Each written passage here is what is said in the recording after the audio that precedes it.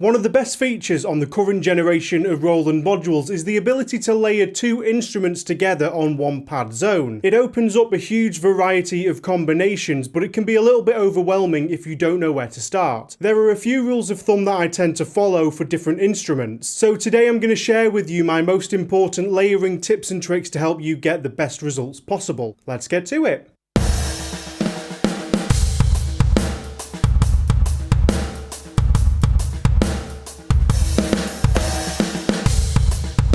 Hey, welcome back to the eDrum Workshop. I'm Luke and I hope you're having a great day. In the last How to Make Roland Drums Sound Better video, I covered the topic of pad EQ. If you missed that video, go check it out after this one. There'll be a link in the description. I've had a lot of positive feedback from it and I think it will really help you out if you don't know where to start with EQ. For this video, I won't be going quite as heavy on the specifics and I'm going to give more general concepts of what works with layering different instruments. There might also be other drum modules that these apply to, but I'll be demonstrating on the ones that I own, which is the 17, 27 and the 50. And the usual disclaimer applies for this kind of video. These are general guidelines that work well for the kind of sound character that I like from my eDrums. You might prefer a different kind of sound or playability, but the approach should still be adaptable to your own. So to begin with, I'll just give a quick run through of how to layer on each of these modules for anybody that's unaware. On the TD-17, you choose your main instrument with the assign button, and then once you've tweaked it to where you want it, you press the sub button here to swap to the sub layer. You can now pick another instrument and then below that you've got parameters that you can tweak. On the TD-27, under the kit, edit and then instrument options, or after selecting the instrument with the quick dial and hitting edit, there's a sub inst button that takes you to the sub layer. You can pick your instrument here, adjust some parameters on this screen, or hit the edit button to make more detailed parameter changes. And then on the TD-50, on the instrument screen you pick your main instrument, and then to get to the sub layer you hit page down 3 times. Again, here you can select a sub instrument and then you can hit either V-edit or other to make more detailed changes. The first big tip for approaching layering is picking the correct layer type for the instrument and how you want it to react. This might sound really obvious, but it really can make or break the sound and the playability depending on what kind of sound you're layering. For example, if you're just layering two internal Roland acoustic style sounds, you might just choose the mix option to have them both played together and that sounds great.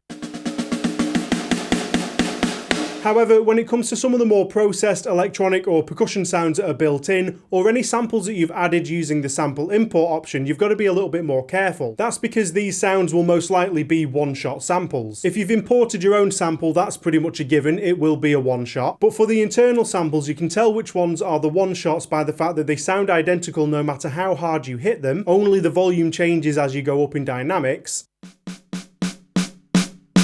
or by the fact that they've not got as many editable parameters as the acoustic style sounds. So if you are going to layer sounds like this, you'll usually get the best results by having one of the internal acoustic style sounds as your main instrument, then using the one-shot sound as the sub-instrument layer. Then you'll want to use one of the fade options as the layer type and select a fade point value to choose what velocity number the sound starts fading in. Fade 1 is a faster fade, the instrument won't play at all until the point that you set and then it will come in quite quickly. Fade 2 is a more gradual fade, and then fade 3, if you have it, the TD-17 only goes up to fade 2, will be even more gradual still. I usually stick to whichever fade option is the most gradual because I find that the most natural for my own playing style, and for most applications I tend to put the fade point anywhere between about 40 and 90, depending on exactly what I want out of the sound. This usually helps create the most natural graduation between the two sounds. And just so that we've covered it, if you do want to have two completely different sounds on one pad that are controlled by velocity, you can use the switch layer type instead. This is usually more useful in an electronic music situation, but you can get creative with it with any style if you want to.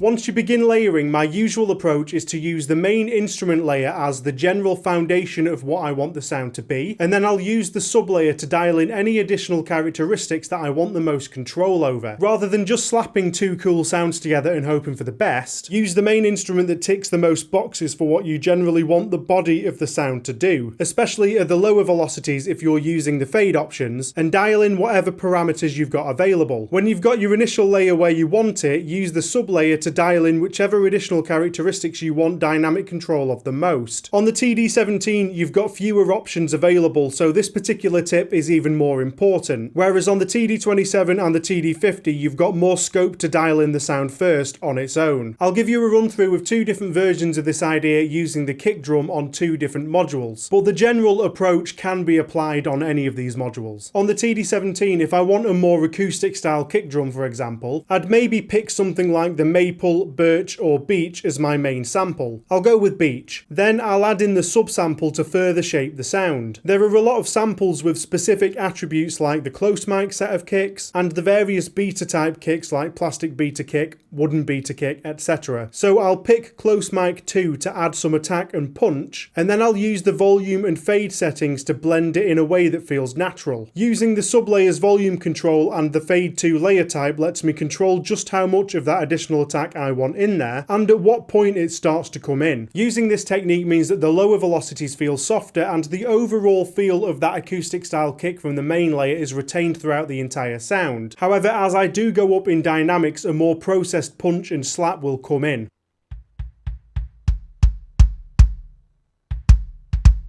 And then on the TD-27 and the TD-50, I often employ the same kind of idea but the opposite way round. I'll still be using the acoustic style kick as a base layer, but because there's extra settings, I can use the beta settings to pick whether I want a harder or softer attack on this layer, and instead I'll use the sub layer to add more low end with one of the processed or electronic kick samples.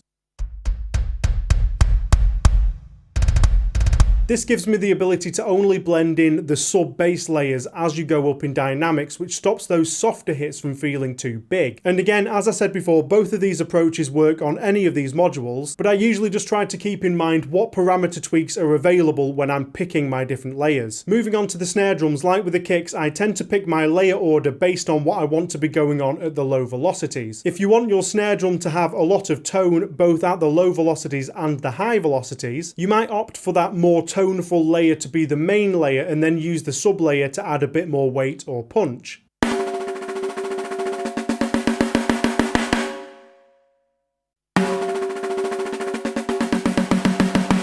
On the other hand, you could use a drier sample for your main layer and then use a ringier one on the sub layer so that the sound sort of opens out as you go up in dynamics. Just make sure that when you do this, you try to pitch the sample somewhere in the same kind of ballpark if you want it to sound more natural.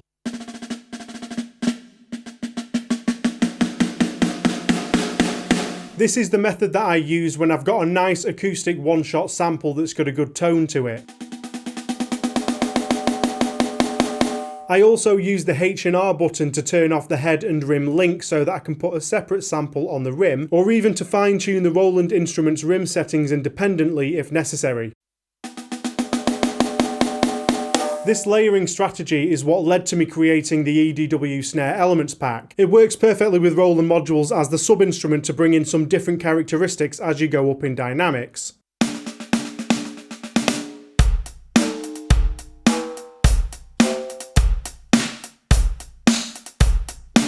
Now we're going to move on to one of the more tricky instruments to layer, the toms. I do layer toms from time to time, but it can cause quite a lot of headaches in the tuning department, and if you're quite happy with the stock sounds and the parameters available, you might just want to avoid it. However, if you do want to layer the internal toms, I usually use that same technique where the main sample is the body and overall character of the tom, so the tuning, how resonant I want them, etc., and then I'll use the sub pretty much exclusively for adding a bit more depth. So we're using the TD-17 as an example, but again this will work on any of the modules. I'll go with the beech toms, standard tuning and no muffling. Then I'll add in the sub layer. For this example I'll use the maple toms. But the tunings of the tom sets don't always match, so what you're left with is clashing tunings and weird wobbly ring outs.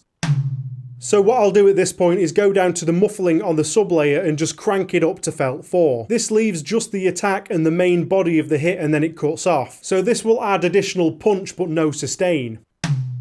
The tuning here might still be off, but it'll be a lot easier now to hear it falling into place with no resonances clashing with each other.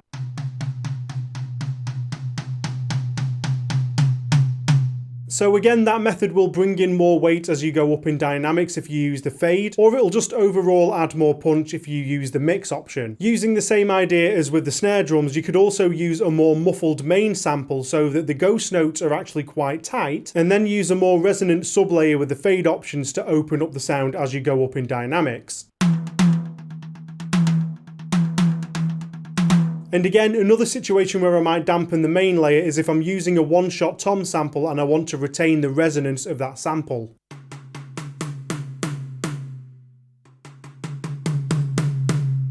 Now we move on to cymbal layering, and again this can be a bit of a precarious one if you don't match up the pitches well. You can end up with weird swooshes, phasey noises or wobbly pitches. I tend not to bother layering internal crash samples for this reason. If I am layering a crash sound, it's usually because I want to do something like increase the attack by layering another sample and shortening it with the muffling option, or maybe layering in a different style of cymbal. Or sometimes I might do this with an imported one-shot cymbal sample. Now I don't do this all that often because cymbal samples take up quite a lot of the limited sample memory, but if you do decide to do this, you need to listen to the pitches very carefully and try to match them as best possible. Here's an example of how it can sound with the EDW house kit with the sample on and the sample off.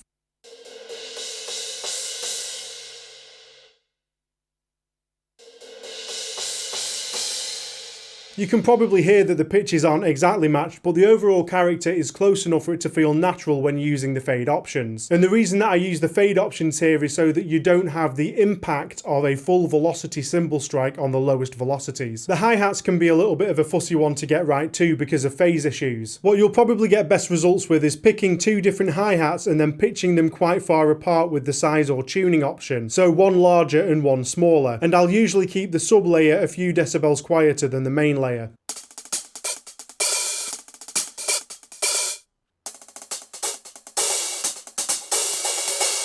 The ride cymbal is an instrument that I think really benefits from layering on the TD-17. And it's not that I think that the TD-17 rides sound bad, it's just that there's a distinct lack of washy bow sounds. So one thing that I quite like to do is specifically layer only the bow or sometimes the bell on the ride. This technique can also work on the TD-50 and the TD-27 if you want more variety in the ride sounds, but you'll probably need to use the muffling options or other parameters to dry out the ride first. So to do this, you'll need to use the H&R toggle to turn off the head and rim link, and then tap the ride bow to select only that zone to edit. I'll often layer up the ride bow with the bow sound of a crash cymbal to give it a bit more wash.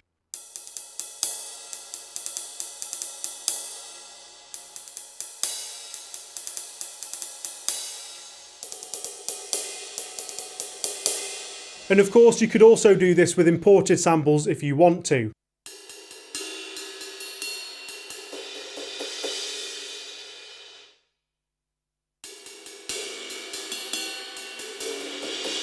If you've watched this entire video thinking, that's great, but it sounds like a lot of work, I've got kits available on my store at thedrumworkshop.com for the TD-17, the 27 and the TD-50, and most of them employ multiple techniques that I've shown you here, including with real acoustic samples. If you've enjoyed this tutorial, please pop a like on the video and share it with anybody that you think might find it useful. Don't forget to subscribe to the channel and turn on notifications so that you don't miss the next installment of how to make Roland drums sound better or any other electronic drum related content. Enjoy the rest of your day, and I'll see you in the next video.